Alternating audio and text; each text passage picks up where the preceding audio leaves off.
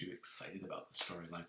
I'm going to read to you a synopsis by the Pacific Conservatory Theatre of the storyline. And it is pretty well summarized what you're going to see in the thing, and I'll break it down a little bit if I need to. The Pirates of Penzance is the story of Frederick, that's the guy I played, who, as a young lad, was mistakenly apprenticed to a band of pirates.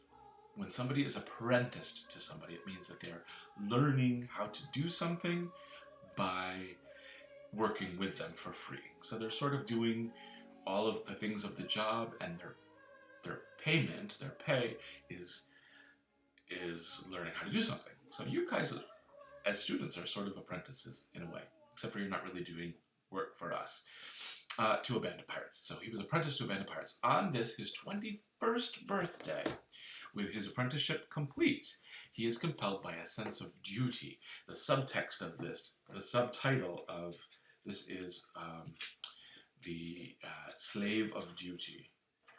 Pirates of Penzance, or the Slave of Duty. And you will understand a little bit more about what that means. Yeah, there it is. Pirates of Penzance, or the Slave of Duty. You will understand why he's called the Slave of Duty as we go through the story.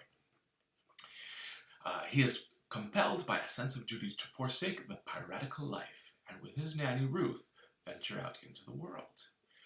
He soon encounters a bevy of beautiful maidens, all of them daughters of the Major General Stanley, and is instantly smitten with one in particular, Mabel.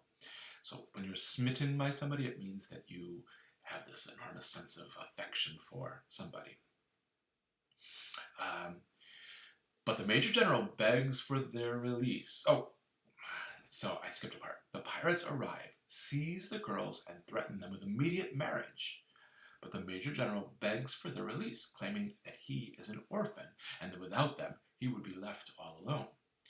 So it's common knowledge that the Pirates of Penzance are all orphans, and so that whenever they encounter somebody, the people tell them that they are orphans, and then the pirates leave them alone because they feel bad for them. They're not very good pirates. And Frederick actually tells them that in the first scene. He says, I shouldn't tell you because I don't want to be a pirate anymore. But the reason that you're not very good at being a pirate is because every time you capture somebody, they tell you they're an orphan and you let them go. So the pirates, who were orphans themselves, are sympathetic to the plea and relent.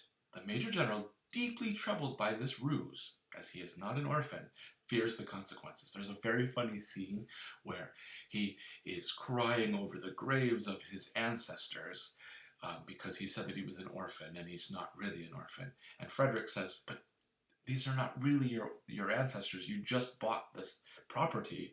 And so they came with the property. They were the ancestors of whoever lived here before. And he says, oh, I don't know whose ancestors they were, but since I bought them, they're my ancestors now. And I feel that I've brought shame upon them by claiming that I'm an orphan. Frederick arranges for the police force to defend the Major General against the avenging pirates. So in come this big band of police, but they're super scaredy cat. They're very scared of everything that could possibly happen to them. And instead of helping to make them get more brave, the general's daughters tell them how they're going to die, but they are going to die and have stories told about them because they were big heroes. So they're like, well, that doesn't really make us want to go. Unfortunately, Frederick soon learns that being born on February 29th in a leap year, he has really only had 5 birthdays and is now bound to fulfill his apprenticeship for another 63 years. So he thought that he had escaped the pirates because his apprenticeship ended when he hit 21 years old. But he was born on February 29th, which, as you know, only happens every 4 years. This was a leap year. So he says, well, I know, but I was only apprenticed to you until I reached my 21st year, which he would have reached. But they say, the contract says you were bound but to us until you reached your 21st birthday. And because you were born on February 29th, that birthday has not happened. You've only had 5. So he's the slave of duty. And so he decides that, yes, he must continue to be apprenticed to the pirates, even though he doesn't want to be. Against Mabel's ardent pleas, sense of duty compels him to rejoin the pirates. A battle ensues. The pirates appear victorious until they are charged to yield in Queen Victoria's name. Love of the Queen triumphs and trumps patriotical prowess, and soon all are set on the path to happy ever after. So it's very silly musical. You'll see that that these people aren't acting like real people would behave, but that's what makes it so much fun. I want to talk to you a little bit about Overture. The Overture we talked about last year when we talked about opera. An overture is a piece of music that happens before the curtain even opens up. And back in these style of musicals, the overtures usually had little clips of music from what was going to be inside the story. So this first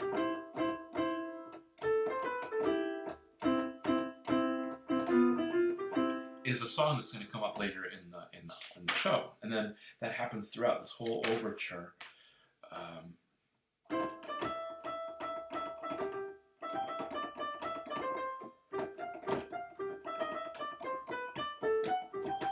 Are all different themes that are happening in the opera. So it's sort of like the cover of a book that has an exciting picture on it that makes you think, oh man, I really want to read that book. This is different songs that are going to happen in the opera, in the operetta. And there's a whole bunch. The overture is actually quite long. And then it starts in on the story, and we find ourselves at sea with the pirates. I want to talk to you a little bit briefly about the different characters before you get started. And so here, this is a list of our characters. Do I have it here? Yeah. So the Pirate King is sort of the guy who's in charge of the pirates, obviously. He is a bass baritone, which means that his voice is quite low. Samuel is a baritone, a low voice.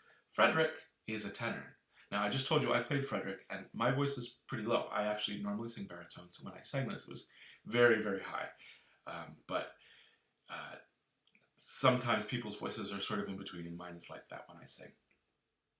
Major General Stanley is a baritone, low voice.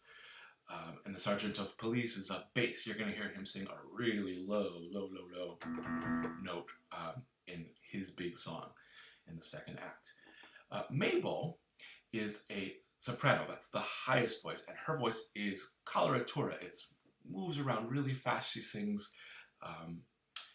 melodies way up here in the stratosphere. And then there's some of her sisters, Kate and Edith, who are both mezzo-sopranos. And then there's Ruth, of course, who is the nanny for Frederick, and she is a contralto, which is a really low voice part. Okay, so that gives you some ideas. Listen for the different arias. Arias are when people stop and sing a song by themselves. There are also duets, trios. There is chorus in this with a whole group of people sings all at once. And what else do I want to tell you about it? I think. Oh, I wanted to tell you, there is a special kind of aria in here that the Major General sings, which is called a patter aria. And in that song, they sing as fast as they possibly can. And they just try to say a lot of words as quickly as they can. I think you'll really like that song, which happens towards the end of the first act. So, without any further ado, I want you to start watching the video of the Pirates of Penzance, and we will talk a little bit more about it, and I will meet up with you next Wednesday where we can discuss some of the things that you saw in the show and some of the things that you liked in the show and all of that. All right, so enjoy the Pirates of Penzance.